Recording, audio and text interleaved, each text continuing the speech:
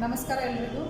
Okay, dear students, let us study today how to find the equivalent resistance connected in series with the help of the circuit diagram and with the help of the tabular column. So we will see first theoretical part, then we will study how to calculate the effective resistance practically also.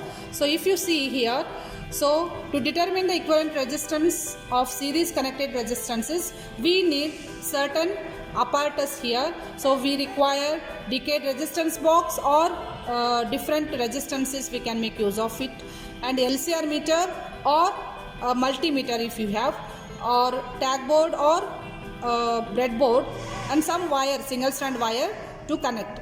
So this is a simple circuit to connect the resistances in series and measure the effective resistance by using a LCR meter here. So see that R1, R2, R3 are connected in series. The end of these here at these 2 points are connected in series to the LCR meter. Here you can make use of multimeter also to measure the resistance. So for this, theoretically how we calculate the effective resistance is RE is equal to R1 plus R2 plus R3. Suppose R1 is 100 ohm, R2 is 200 ohm, R3 is 500 ohm. In this case, theoretically, how much we are going to get? 100 plus 200 plus 500, it is 800.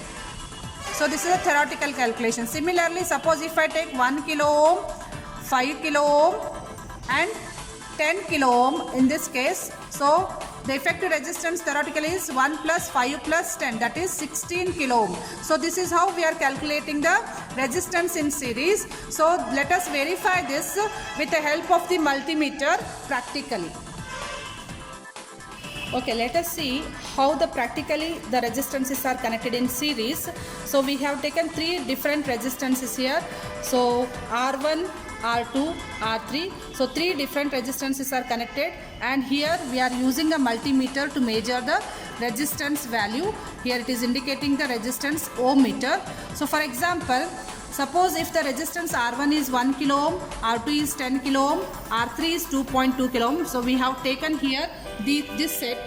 So this is R1 is 1K, R2 is 10K and R3 is 2.2. So these 3 resistances are connected in series.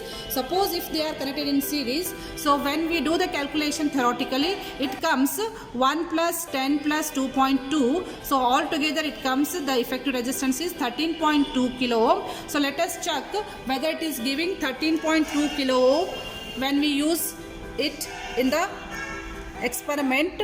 So we have to make use of this multimeter and we have to keep it at ohm position to measure the resistance, effective resistance here.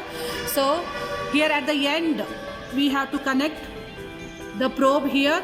So when we connect the probe, you can see that we should get actually 13.2, but it is showing nearly 13.16.